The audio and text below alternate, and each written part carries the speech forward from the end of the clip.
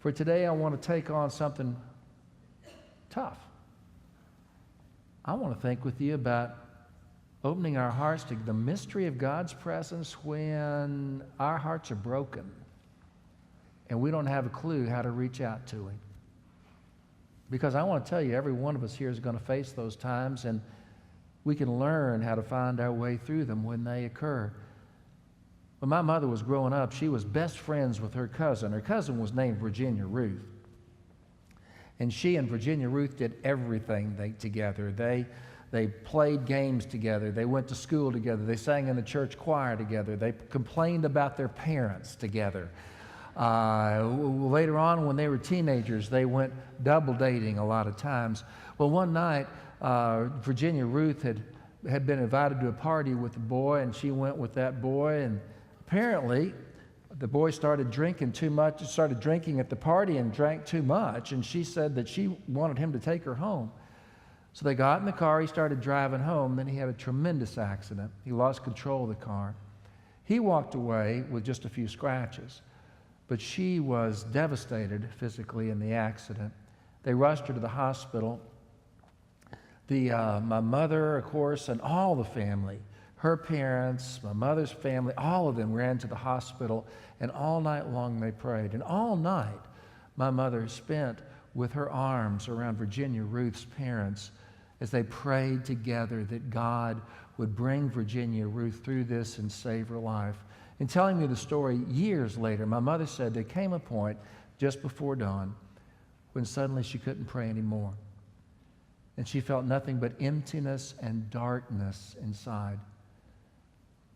And suddenly she knew what that meant.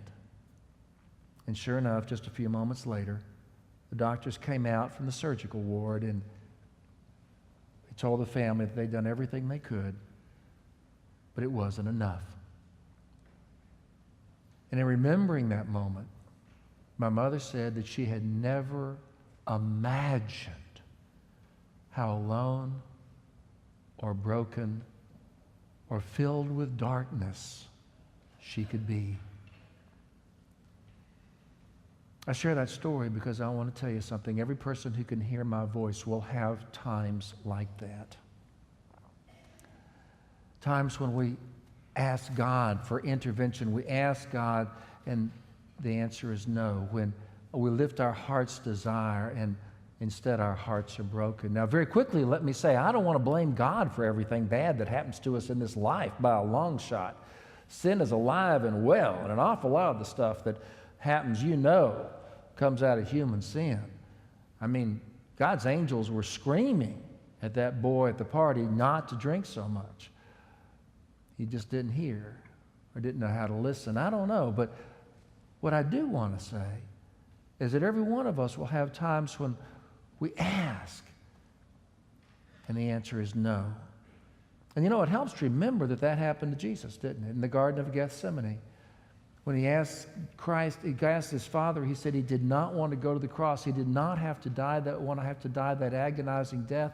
But he also prayed, let this cup pass from me, yet not my will, but thine be done. And the Father's answer was no. It happened to Jesus, it'll happen to all of us. And so today I want to invite us, take a cue from what happened with our Lord on the cross. And the victory he won there that we can sing hallelujah about after the fact.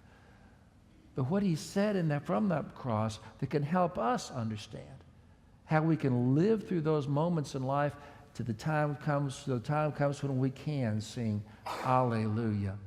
You've heard of this story before, but you may have never understood this line. It's in Mark chapter 15, verse 34. Jesus is hanging on the cross, and he cries out in a loud voice in ancient Hebrew, Eli, Eli, lama sabachthani. Now, you may have never really thought about this, but what's interesting about that line is that it's not translated in your Bible. I mean, they did not speak English back then, right? Everybody knows that. Everything they spoke has been translated. I mean, if they were smart, they would have all spoken English. But never mind, they didn't laugh at 8:45 either. They spoke Aramaic and Greek.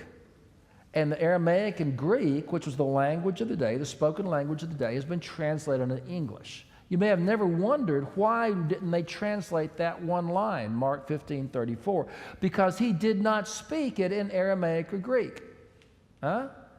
That was the language of the day. He was on his last breath. That would have been the easiest thing for him to do. But instead of speaking it in Aramaic or Greek, he spoke it in ancient Hebrew. Even in the first century, Hebrew was already a language rarely used.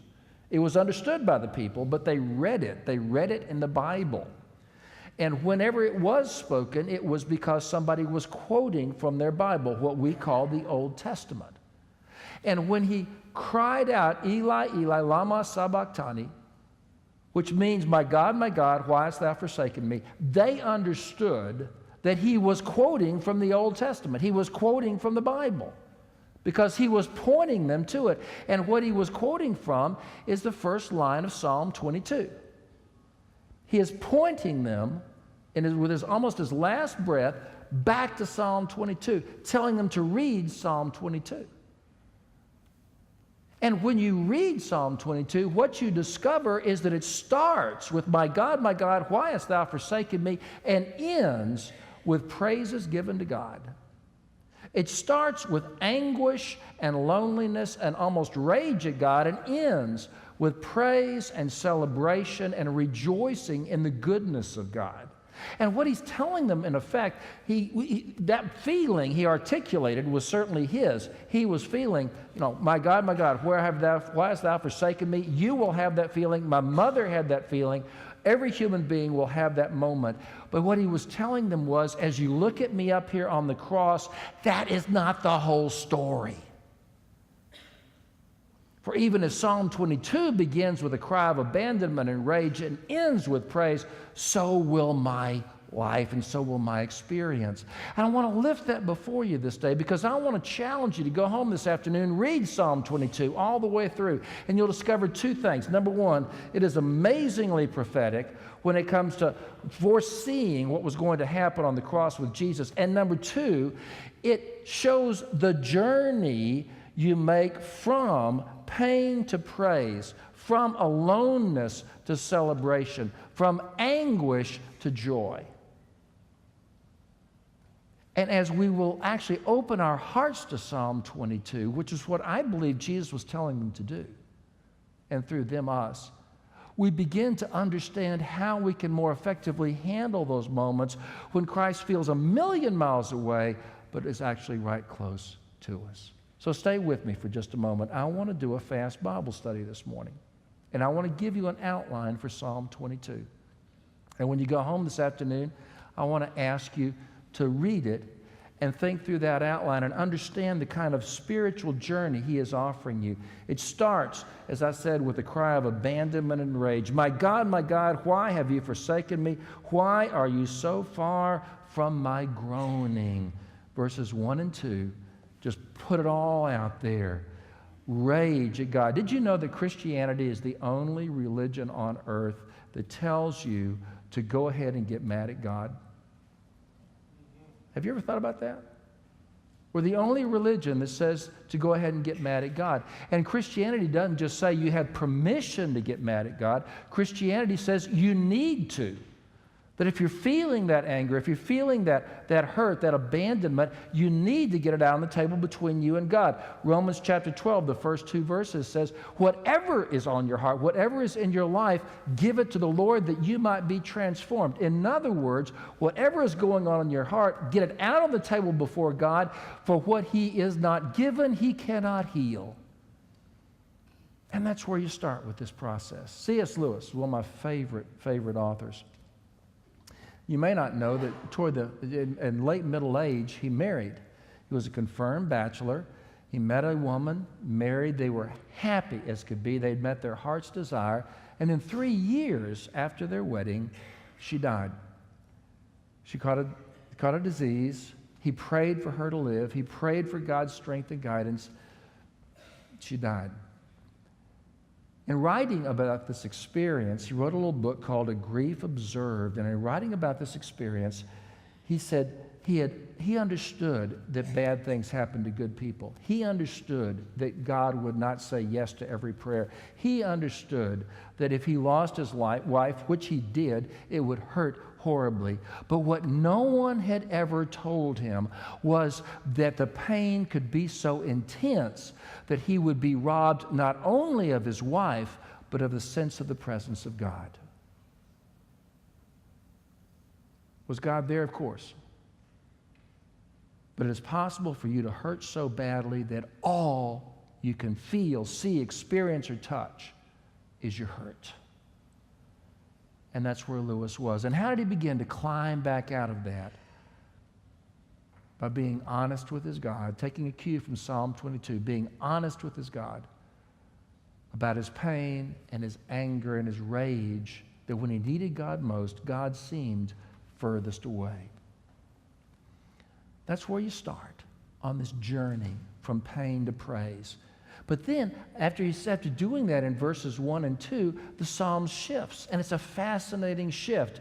In verses 1 and 2, he says, "Why have you forsaken me? Why are you so far from my pain?" And then in verse 3, it's as if one person put down the pen and somebody else picks it up. "Yet, God, you are holy and enthroned in the praises of Israel. Our ancestors trusted you, and you delivered them. To you they cried and were saved." And you want to say, what? What? One minute you're raging at God. "What are you doing, big guy? You left me out in the cold. You're just nowhere to be found." And the next minute you're saying, "Oh, you're wonderful, God. You are faithful to your own." Which is it? Is it this or is it that? My daddy always told me, pick a horse and ride it. You know, which horse are you riding? Are you mad at God or are you praising God? What's going on here? And then, to make things worse, in verse 6 it shifts again. "But they loved you and trusted in you, and you were faithful to them." Verse 6, though, then shifts again. "But I am a worm and not human. I am scorned by others and put to shame. By all who see me mock me, because you, O Lord, have let me down." And he goes on, in effect, saying that. And if you read Psalm 22, what's fascinating is he going back and forth, back and forth. "Oh, Lord, you have let me down. You have betrayed me."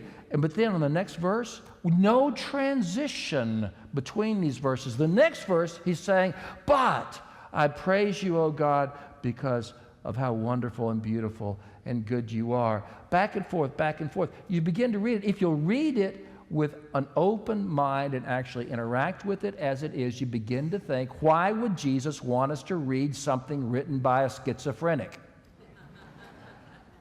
I mean, this cannot help me. This guy needs therapy, you know. What's going on here? Well, it can help to understand. As you think about this, I want to share with you something that I learned just a little while ago. I was reading an article about bumblebees. Bumblebees. Aren't you glad you came to church today? You're finding out all these things. You know, the Bible's confusing and bumblebees. But let me tell you something about bumblebees.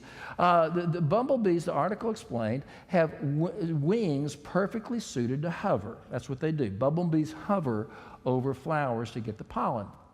They're perfectly suited to hover. The problem is when there's any kind of wind, especially a strong wind or a storm, the bumblebee wings won't work to stand in the wind. And so the bumblebee is quite vulnerable, and if it doesn't do something, the wind will just pick it up and dash it to its death against a tree or a wall or a rock or something. So what does the bumblebee do? When a strong wind comes up, the bumblebee drops down and grabs hold of a pebble or a twig or something on the ground and holds on to that for dear life and let the wind pass. What's the psalmist doing? The psalmist is acknowledging his pain, acknowledging his rage, and then in the face of that storm of pain and aloneness and isolation, he's dropping down to fixed moments in his past when God was faithful, when God was good, when God was close. When God moved and there was no question about it. And then he goes back up, and he keeps on letting his feelings out, and acknowledging his pain, acknowledging his rage at God. And then he goes back down to those fixed moments in his past when he knew how good God was, and he knew how close God was. And in the process, he is refusing to allow the pain of the present to define his understanding of God or of himself. But he is putting the pain of the present within the context of all that he has learned about God and himself in the past. You have been blessed by God in the past. You have been. You know that there are times when God has been so close you could almost touch him. You know there are times when you have been forgiven by God, encouraged by God, blessed by God in ways you could never deserve. You know that if you tried to count them, God has said yes to your prayers 1,000 times for every time he said no. What does it mean to do what the psalmist is doing? It means when you feel completely ambushed by life, you don't paper it over, you confess it, you're honest about it, you acknowledge it, you lift it up, and then you remember.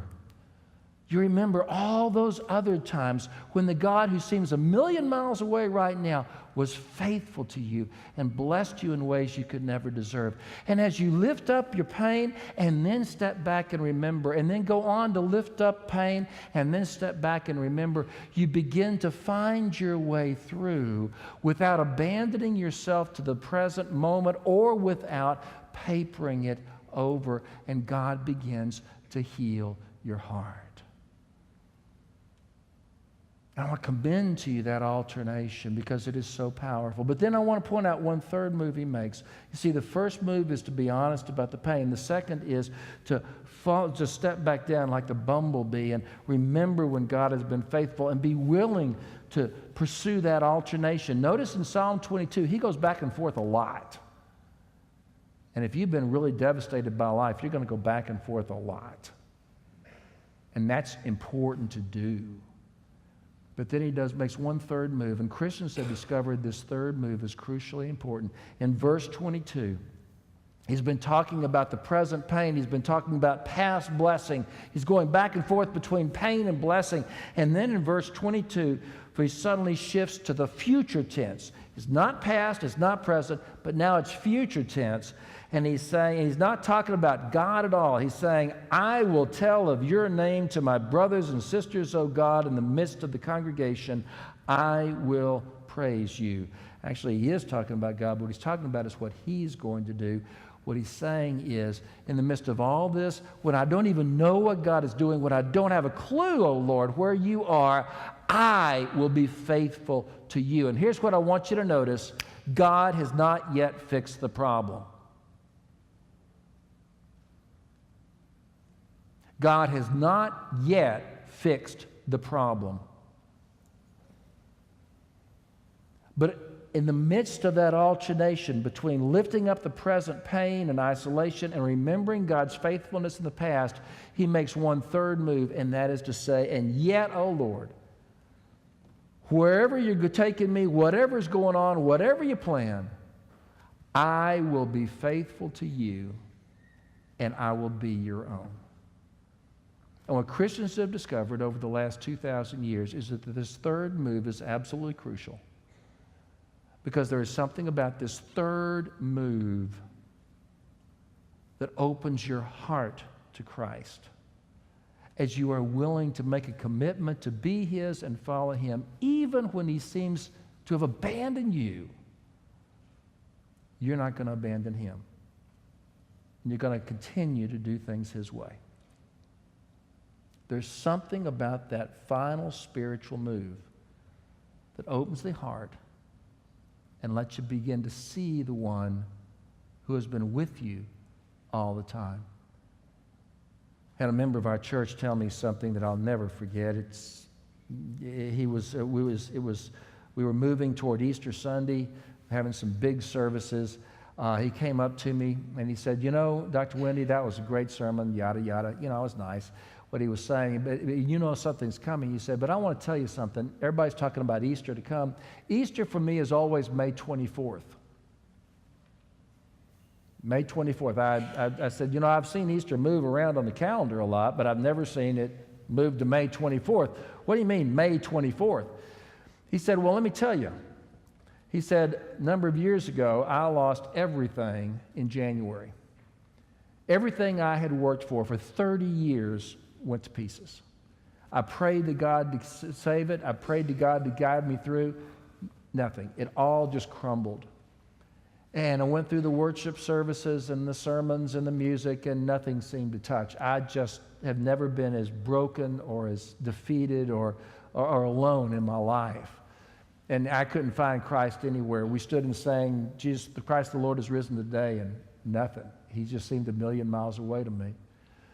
And on May 23rd, I drove over to New Orleans because on May 24th, I was going to meet with the creditors. And they were going to basically try to put the pieces back together a little bit, so that not so that I would get something, but so that the people I owed money to would get as much as possible.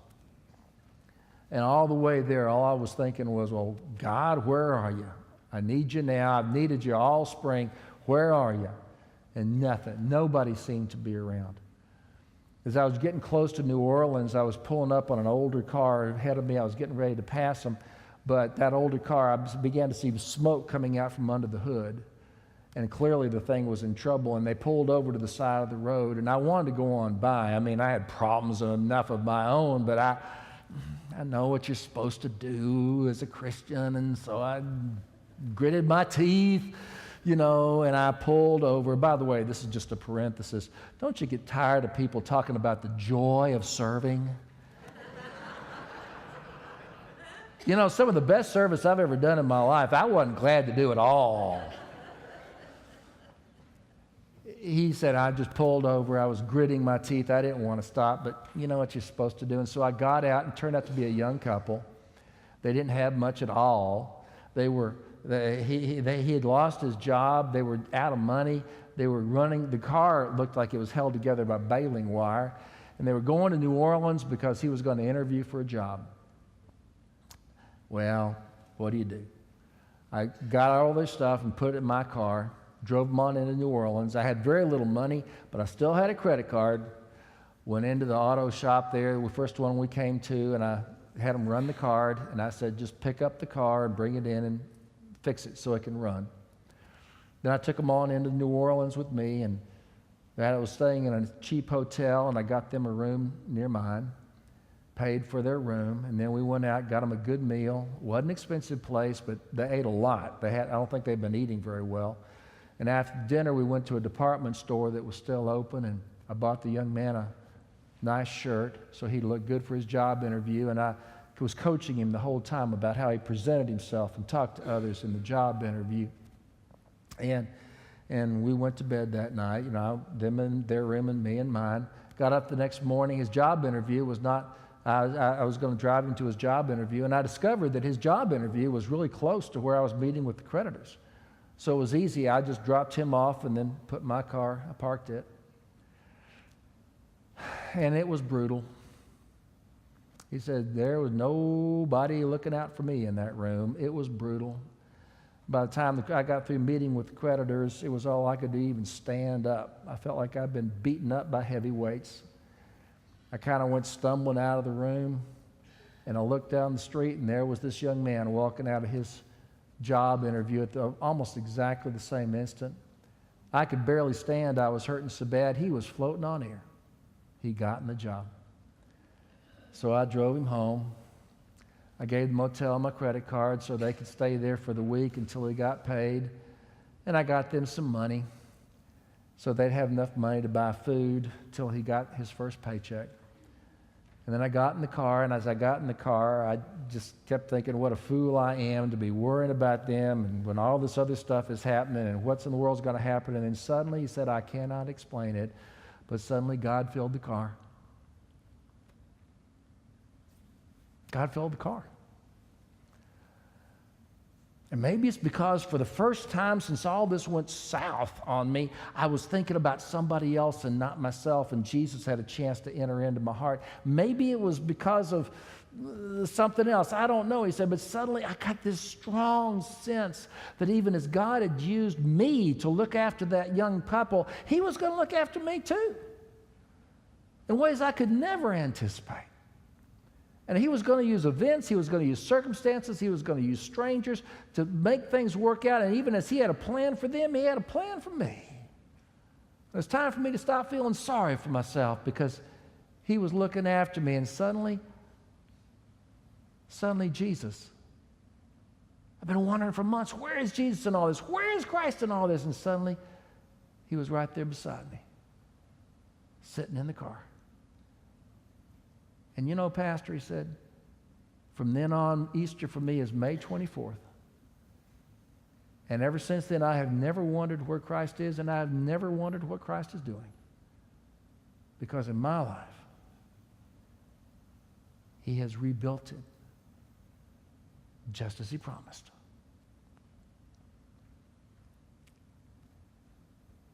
Friends, do you remember in Luke chapter 24, it's the afternoon of the resurrection.